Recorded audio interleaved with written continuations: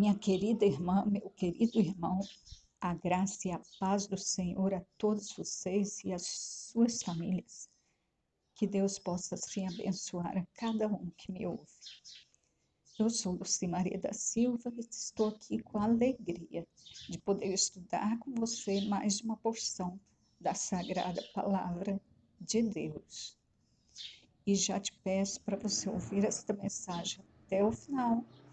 Peço para você dar o seu like, para você compartilhar esta mensagem e caso não esteja inscrito neste canal, que você possa fazê-lo imediatamente e ajude a divulgar essa palavra de Deus. Entenda que esse canal é nosso. Nós vamos divulgar aqui aquilo que Deus nos fala. Antes de meditar na palavra, eu quero orar por você. Deus querido, Deus amado, nós nos colocamos diante do trono da graça de Deus e nós te agradecemos por esse dia, pela nossa vida, pelo Senhor nos ter preservado em mais uma semana, pelas proteções, livramentos, todo o sustento que o Senhor garantiu a nós. Pai, obrigado pela nossa saúde. Pai, obrigada porque nós podemos estudar a Tua palavra. Obrigada porque o Senhor falou conosco nesses dias. Obrigada pela forma como o Senhor protegeu tudo que é nosso, todos os que são nossos.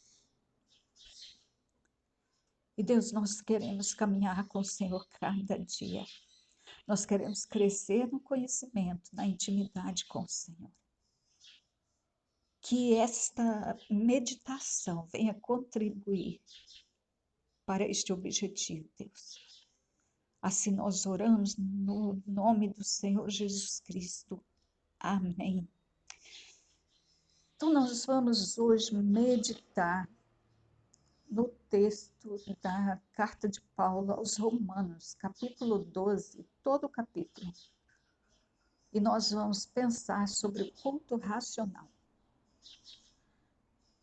E eu vou lendo e explicando. Então, versos 1 e 2, a primeira parte desta meditação. Rogo-vos, pois, irmãos, pela compaixão de Deus, que apresenteis os vossos corpos em sacrifício vivo, santo e agradável a Deus, que é o vosso culto racional. E não vos conformeis com este mundo, mas transformai-vos pela renovação do vosso entendimento, para que experimenteis qual seja a boa, agradável e perfeita vontade de Deus. Aqui é a primeira parte, depois a gente continua. Paulo está fazendo um apelo assim com a alma dele, com o mais profundo do ser dele. Ele está dizendo: eu rogo-vos, pelo amor de Deus, apresente os corpos de vocês em sacrifício vivo, santo e agradável a Deus. Então Paulo está pedindo com a força do seu ser. Ele não está dando uma sugestão, ele está fazendo um pedido com rogo. Tem força de rogo. Porque Paulo vivia isso. Paulo experimentava isso. E ele queria que todos experimentassem. Porque ele sabia que essa era a boa, perfeita e agradável vontade de Deus. E nós precisamos também compartilhar com os outros aquilo que é bom. Se é bom para nós, a gente compartilha. Porque nós precisamos distribuir o pão para os outros. E qual era esse grande apelo de Paulo? É que eles apresentassem, que os crentes de Roma apresentassem os seus corpos em sacrifício vivo, santo e agradável a Deus. No capítulo 6, verso 13, da mesma carta, Paulo vai dizer assim: não apresenteis os membros do vosso corpo ao pecado, como instrumentos do mal. Não apresenta suas mãos para fazer o mal. Não apresenta a sua mente para maus pensamentos, maus intentos, maus desejos. Ele falou, não apresenta, é, não apresenta os membros do seu corpo, a sua boca, seu ouvido, os seus olhos, as mãos e os pés para o mal. Apresenta isso a Deus. Apresenta como vivos. Quem é vivo? É quem saiu do meio da morte. Quem saiu daquele comportamento das obras das trevas. Este é o vivo, porque recebeu a vida de Jesus. Então, Paulo está dizendo assim, olha, apresenta os seus membros a Deus como instrumentos vivos, vivificados, como instrumentos de justiça. Ou seja, cada órgão do nosso corpo, cada membro do nosso corpo envolvido em praticar a justiça de Deus, porque ela é boa, ela é perfeita, ela é agradável. Então, praticar para que outros usufruam e ensinar para outros essa justiça maravilhosa de Deus, que é a palavra de Deus. Então, Paulo falou, envolve o seu corpo nisso, usa o seu corpo para esse tipo de coisa. E aqui em Romanos, ele está, no capítulo 12, ele está falando a mesma coisa. Ele apresenta todo o seu corpo. Tudo que você é, corpo, alma, espírito, né? Toda a sua alma, que é composta de intelecto, é composta de emoções, é composto de desejos. Ele falou, apresenta essa alma, apresenta o corpo físico, apresenta o espírito, tudo para Deus. Deixa tudo na mão dele. E ele põe a vida dele nisso e torna isso vivo, torna isso santo, torna isso agradável a ele. E Paulo disse, isso é o culto racional de vocês. Então, culto racional não é aquele momento que eu ou você nos reunimos com os nossos irmãos no templo para prestar ali uma celebração sem emoção. Eu tenho até vergonha de ter pensado isso um dia, de ter sido tão simples. Isso não é culto racional, não é disso que Paulo está falando.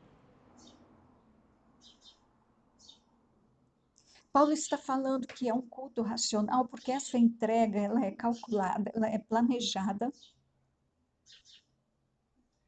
para ser irreversível, para não ter volta. Uma vez que eu coloquei a mão no arado, eu não posso mais olhar para trás. Uma vez que eu tomei essa decisão de caminhar com Cristo, de oferecer o meu corpo para uso dele, eu não posso mais voltar. Isso é como estar num toboáguas de um parque aquático. Uma vez que eu dei a partida, eu não posso, não tem como voltar mais.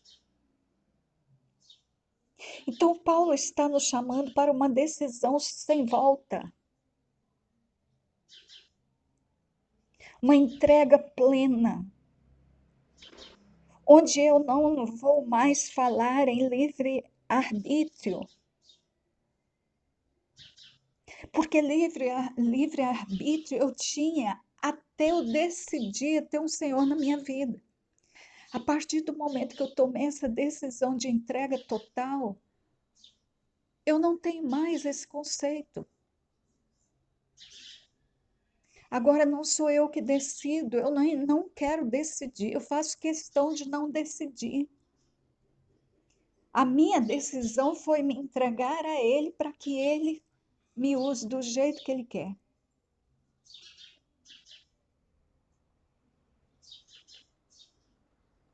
Então, isso é o culto racional, porque ele é calculado antes. Depois que eu vou, aí é o Senhor que é Senhor da minha vida. Se cabe a mim tomar decisão, aí eu já estou tomando o senhorio da minha vida de novo. Não é disso que Paulo está falando. Paulo está falando de uma entrega plena, onde o único Senhor é Deus na minha vida. E aí ele continua no verso 2 dizendo: não vos conformeis com este mundo. Então ele está falando, o que vocês vão fazer é algo diferente. Vocês não vão seguir o curso normal, natural da vida. Grande parte das pessoas não vai fazer isso. Mas vocês não vão fazer o que elas fazem, não entrem nessa mesma forma. Não segue o curso do mundo. Uma vez que vocês entenderam, que vocês foram alcançados por um conhecimento, que vocês experimentaram outra forma de vida, transforme esse contexto. Queira o bem para os outros que ainda não tomaram essa decisão.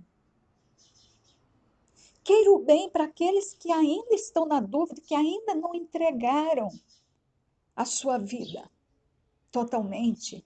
Ainda estão apegados às suas coisas, aos seus desejos, aos seus sonhos, aos seus interesses.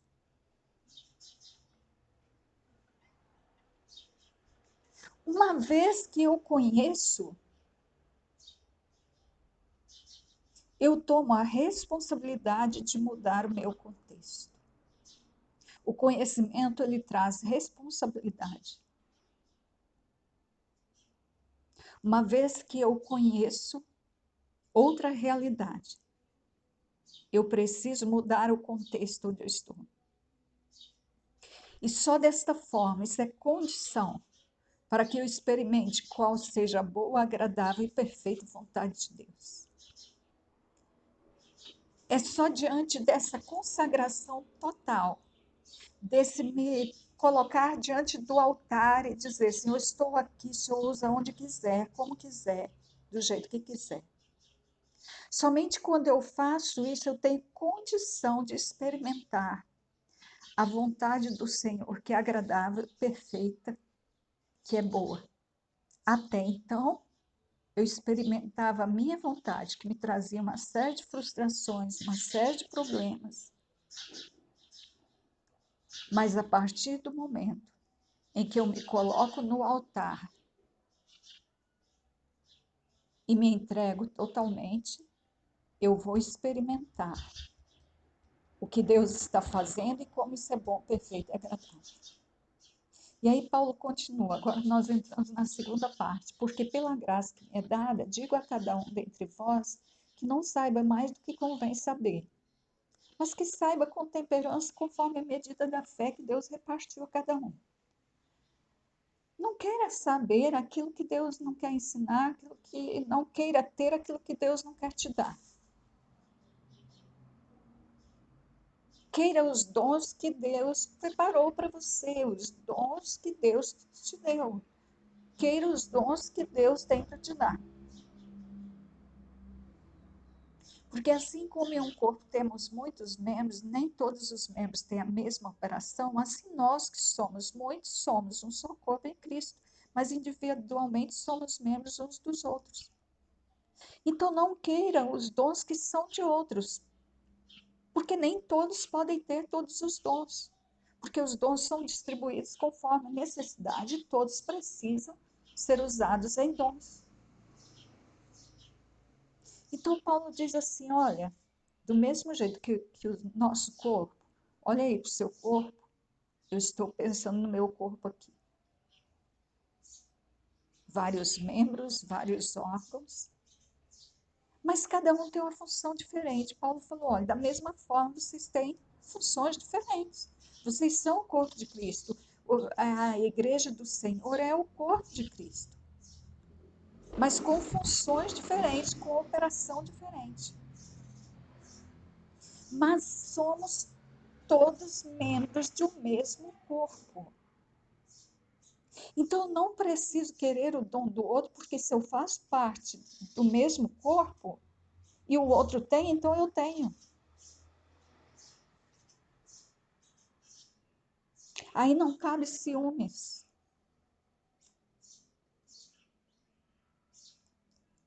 Porque eu tenho aquilo que completa o outro tem aquilo que me completa. Deus deu tudo para o aperfeiçoamento dos santos, conforme a terminologia que Paulo usa lá na carta aos Efésios.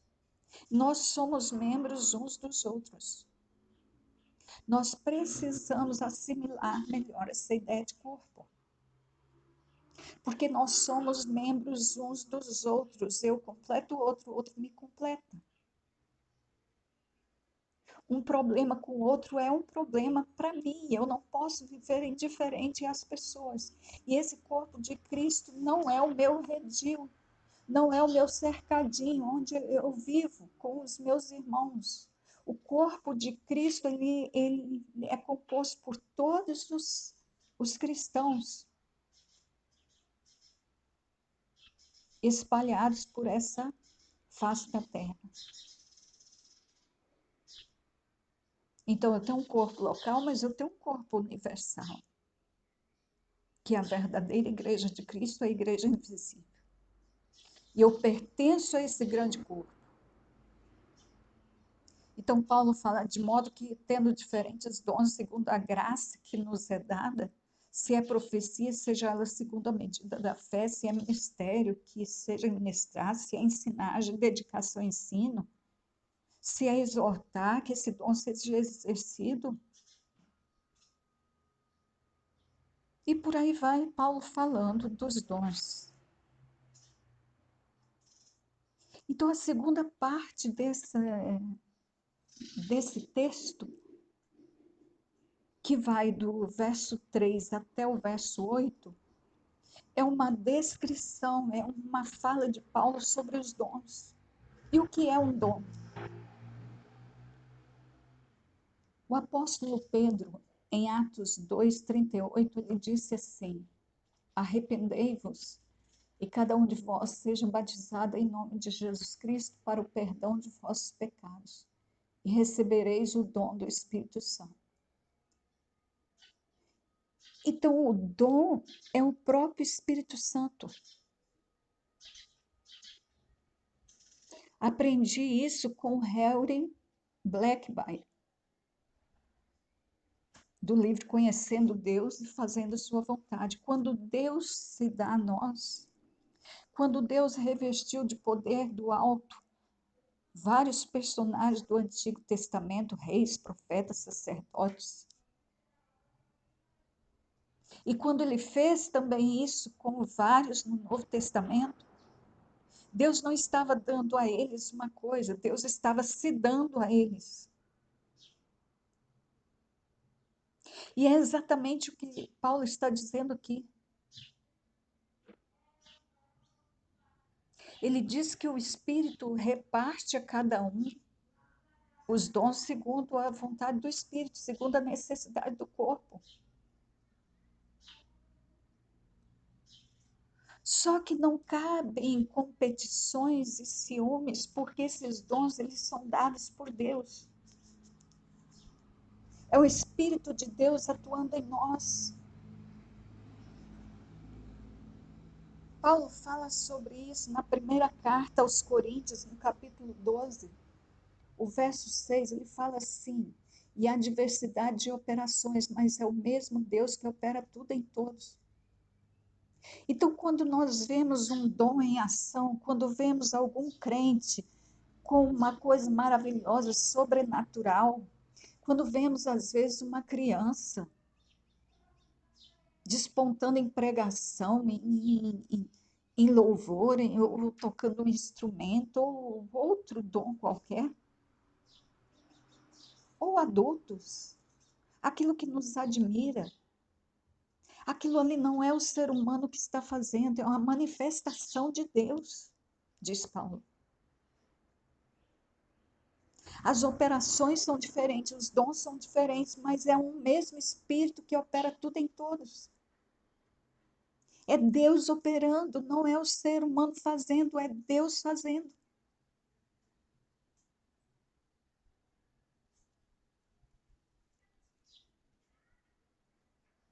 No verso 7 de 1 Coríntios 12, Paulo fala assim: mas a manifestação do Espírito é dada a cada um para o que for útil. Então o Espírito Santo sabe o que é útil, sabe o que é necessário, aí ele se dá ao ser humano para fazer a obra. Mas aquilo é uma manifestação do Espírito, não é o ser humano fazendo. Então ninguém precisa se gloriar. Não tem como se gloriar, porque quem está fazendo é o Espírito Santo. Por mais lindo que seja o dom em que você é usado, não é você que faz, é Deus. Portanto, não é mérito seu, é de Deus. Se for nosso, não serve, é inútil. Até Jesus, o Senhor Jesus, lá em João capítulo 14, verso 10, ele diz assim: o Pai que está em mim é quem faz as suas obras. O versículo todo diz o seguinte: as obras que eu faço, não as faço de mim mesmo. O Pai que está em mim é quem faz as suas obras. Então, até na vida do Senhor Jesus, quem fazia as obras era Deus. Então, isso é o dom.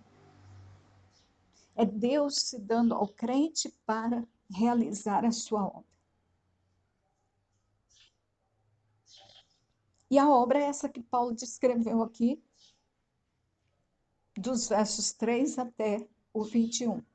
Mas vamos continuar com aquilo que seria a obra desse reino de Deus, que é capaz de ser feita por causa dos dons que Deus dá.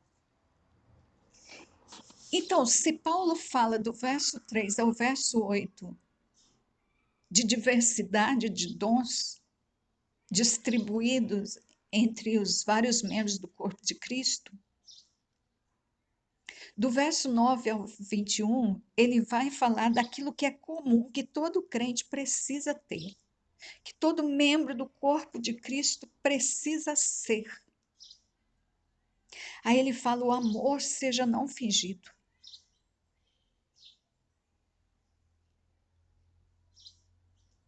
Se é o Espírito Santo que está agindo, então o amor não é fingido. Se for fingido, é ser humano que ainda está em evidência. Ainda não houve uma mortificação, uma entrega total. E isso a gente não sabe tudo de uma vez, a gente vai aprendendo aos poucos. Eu e você estamos aprendendo. Nós vamos mortificando, porque a cruz nós pegamos ela todos os dias.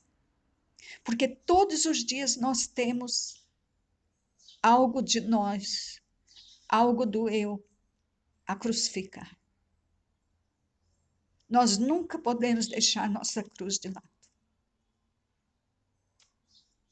Aborrecei o mal e apegai-vos ao bem. Aborreceu o mal, se afasta dele, fala para ele: eu não tenho nada a ver contigo. Sai daqui, eu não te quero. Verso 10, Romanos 12. Amai-vos cordialmente uns aos outros com amor fraternal, preferindo-vos em honra uns aos outros. Então, isso de a gente dizer que ama, mas vive indiferente ao outro, vive afastado do outro. Se acontece um problema com a igreja tal e aquilo não me incomoda, se os erros de uma igreja tal são apenas para eu dizer: Deus vai cuidar deles, eles vão se ver com Deus, ou eu deixo para lá, isso não me toque, não me toca. Eu não estou agindo segundo aquilo que o Espírito Santo me qualifica para ser. Porque, meus queridos irmãos, as falhas da sua igreja, os acertos da sua igreja, as falhas da Igreja Universal, os acertos da Universal, da Mundial, da Igreja da Graça, da Deus e Amor, da Presbiteriana, da Batista, da Assembleia de Deus, da Sara Nossa Terra e de todas as demais facções, Um erro, um acerto lá influencia diretamente a mim, porque nós somos um corpo só. É o meu corpo errando ou o meu corpo acertando. Então, isso tem a ver comigo. Isso influencia no todo.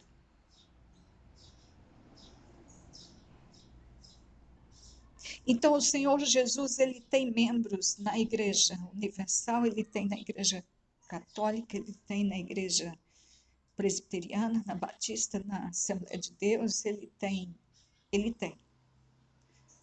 Os membros do corpo de Cristo estão espalhados. E eles são meus irmãos. Eles não são pessoas distantes de mim, eles são meus irmãos, eles são filhos do mesmo Pai. Eles são salvos pelo mesmo Senhor meu.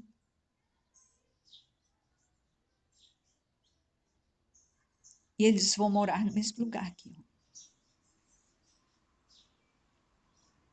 Portanto, eles são minha responsabilidade, como eu sou responsabilidade deles. Então, essa coisa de viver afastado, viver indiferente, viver como se só o meu cercadinho existisse, viver com preconceitos, com indiferença, não faz parte de um culto racional, que começou com inteligência. Não faz parte.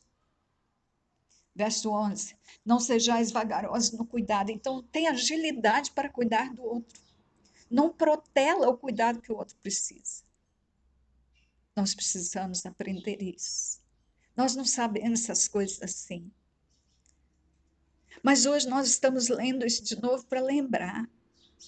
Porque é bom trazer à memória aquilo que precisa ser o nosso estilo de vida.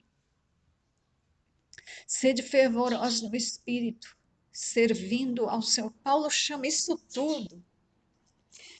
Amor não fingido, aborrecer o mal, amar cordialmente uns aos outros, não ser vagaroso no cuidado e ser fervoroso no espírito. Paulo chama isso de servir ao Senhor. Paulo chama isso de culto ao Senhor, de cultuar o Senhor. Isso é culto, isso é adoração ao Senhor. Alegrai-vos na esperança, sede pacientes na tribulação, perseverai na oração. A tribulação está aí, a tribulação virá. Mas tenhamos paciência enquanto ela estiver aí. Uma hora ela vai passar, no momento em que ela não precisar mais, não for mais útil para me aperfeiçoar, ela vai passar. Então esteja eu paciente nesse momento e aprendendo as lições, não deixemos a tribulação passar inutilmente, porque ela não veio para inutilidade, ela veio para utilidade. E alegrai-vos na esperança, porque há promessas para depois da tribulação. Então, que isso nos alegre até na tribulação. Que a nossa mente esteja voltada para a esperança. Mas não negligenciemos a tribulação, porque ela vem para o nosso bem. E perseverar na oração. Nós precisamos orar cada vez mais. Comunicar com os santos nas suas necessidades. Seguir a hospitalidade. Precisamos hospedar quando necessário. Precisamos acolher quando necessário. Precisamos acudir aos outros nas suas necessidades. Abençoai aos que vos perseguem. Até os que nos perseguem, nós precisamos abençoar. Não amaldiçoar nunca, mas abençoar.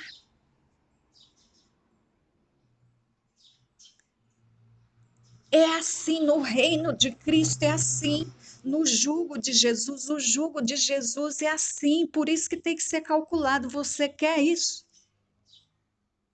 Ó, no meu reino, nessa entrega total plena, Você não vai poder amaldiçoar, só vai poder abençoar.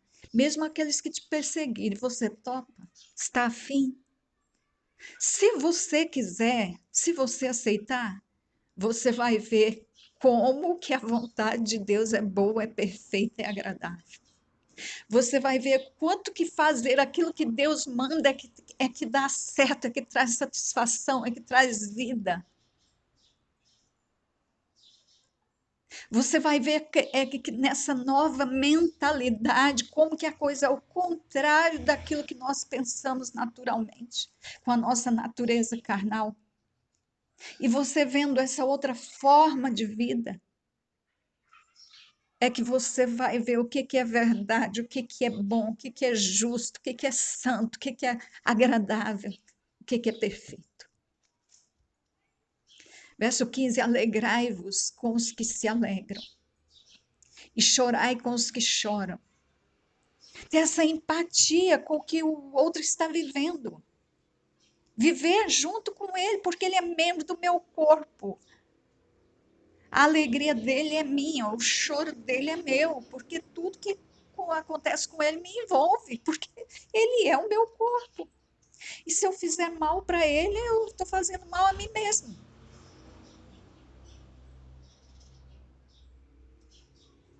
Por isso eu o abençoo. Sede unânimes entre vós. Meu filho querido, preste atenção a isso. Olha o que a palavra diz: sede unânimes entre vós. Não sejamos cheios de opiniões próprias, não. Nessa entrega, nós seremos unânimes. Não é cada um ter a sua decisão, a sua vontade, a sua forma de pensar.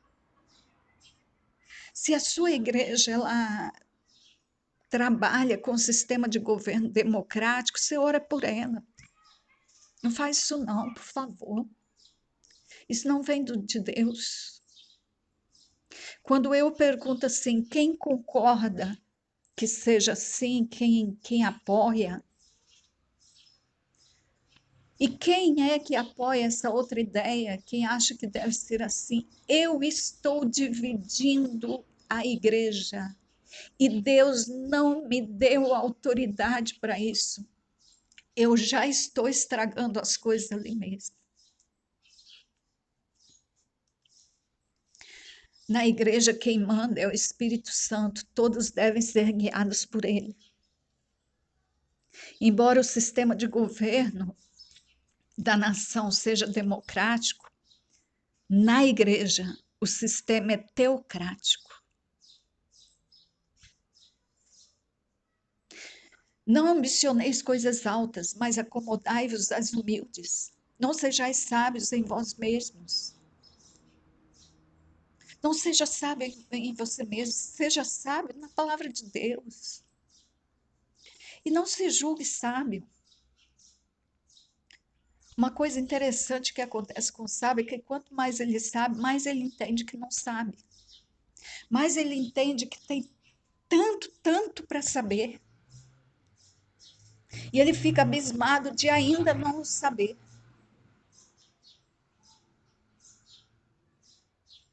Se Deus quer te colocar em coisas grandes, ótimo. Se Deus quer te colocar em coisas que você considera mais humildes, ótimo. É tudo do mesmo tamanho. É tudo útil. Porque esta é a vontade de Deus e esta é a manifestação do Espírito Santo. Seja uma coisa maior ou uma coisa menor, é uma manifestação do mesmo Espírito. A ninguém torneis mal por mal. Fez mal, faz o bem. Procurai as coisas honestas perante todos os homens. Se for possível, quando estiverem em vós, tende paz com todos os homens. No reino de Deus, no governo de Jesus Cristo, no jugo de Jesus, é assim. Feriu você? Vai atrás dele. Ficou ferido comigo? Vou atrás dele. Então eu sempre vou, se o outro está ferido comigo ou se eu estou ferido com o outro. No reino de Deus é assim. Então, por isso que é calculado. Quer assim? Quer um reino assim? Se você quiser, você vai ver que é assim que é bom, que é perfeito, que é agradável, que é assim que é saudável, que é assim que é lindo. Não vos vingueis a vós mesmos, amados, mas dai lugar à ira. Caso seja preciso uma disciplina, deixa que Deus disciplina. Que a vingança nem faça parte da sua vida, nem passe pelo seu pensamento. Portanto, se o teu inimigo tiver fome, dá-lhe de comer. Se tiver sede, dá de beber.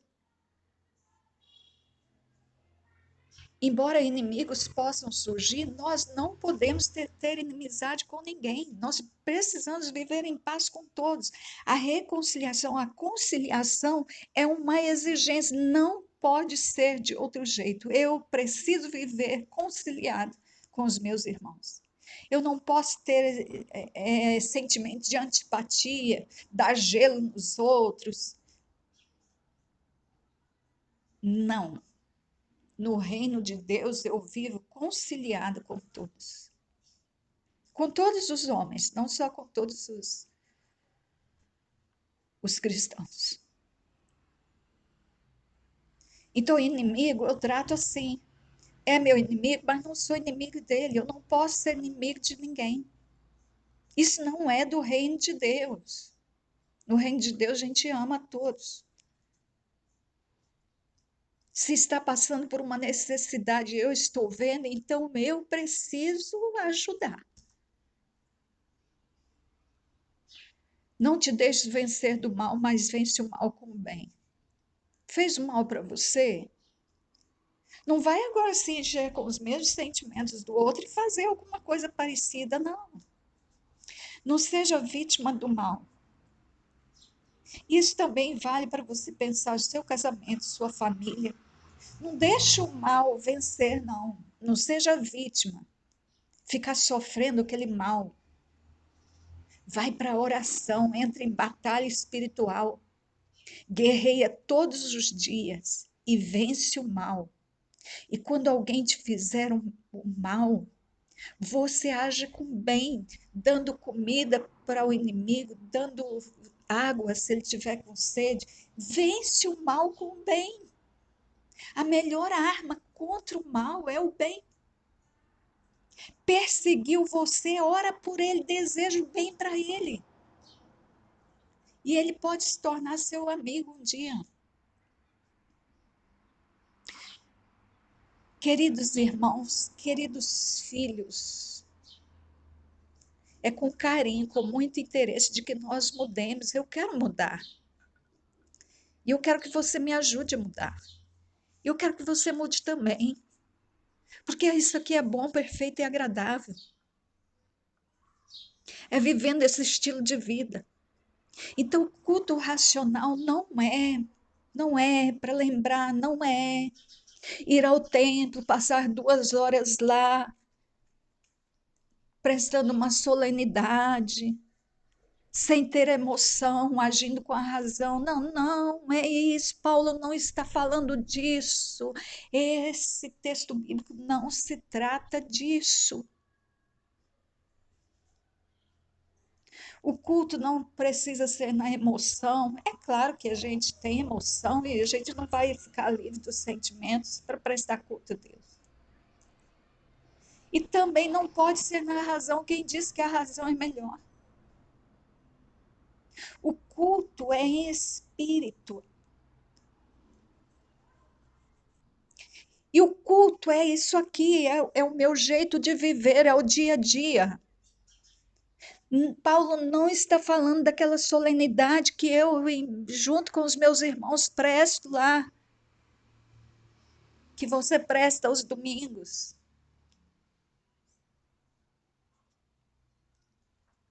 E graças a Deus que para Deus, quando passa domingo às 18 horas, já é segunda-feira, não é mais domingo. Glória a Deus. E a maioria dos trabalhos está sendo depois desse horário.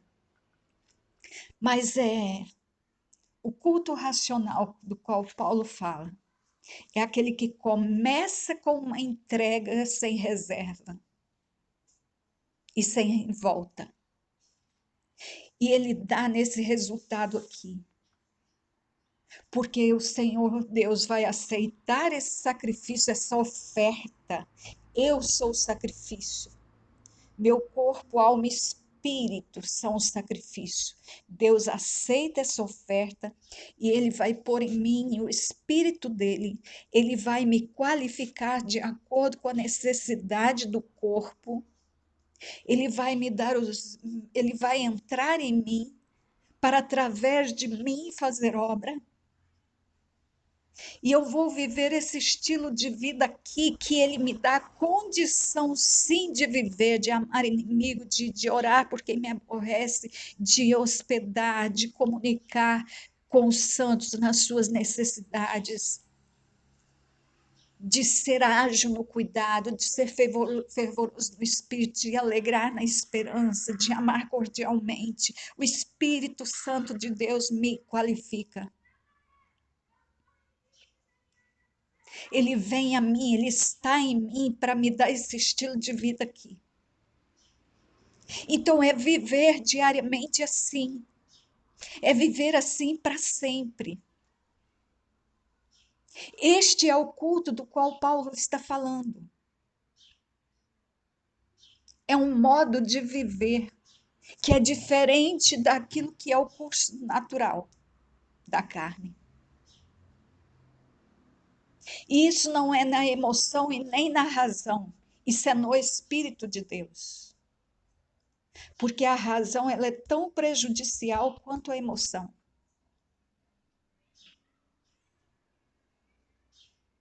Então, culto a Deus é um jeito de viver dia e noite. Eu vivo assim, eu sou assim. Do jeito que Paulo está falando aqui. Então, você e eu precisamos buscar esse jeito de viver, de prestar culto. Este é o culto vivo, porque eu estou disponível para Deus, para o uso dele em todo o tempo. Porque eu sou o corpo de Cristo. A igreja é o corpo de Cristo. Nos dias da sua carne, Jesus esteve oferecido a Deus o tempo todo, nesse sacrifício vivo, santo e agradável a Deus. Ele se entregou ao Pai para uso do Pai. Então o Pai tinha liberdade de usar as mãos de Jesus, a boca de Jesus, os olhos de Jesus, os joelhos de Jesus, os pés de Jesus, o coração de Jesus, os pensamentos de Jesus. O Pai tinha todo o direito de usá-lo na hora que quisesse, onde quer que Deus orientasse, diante de quem Deus orientasse. Se era para mandar alguém sair de um ser liberto, se era para dizer para alguém levantar e sair andando, um deficiente físico, se era para dar ordem para que um cego enxergasse, que um surdo ouvisse, que um mudo falasse, que um morto ressuscitasse.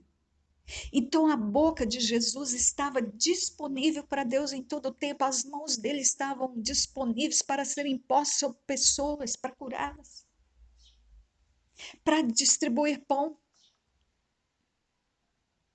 Jesus esteve disponível para Deus em todo o tempo.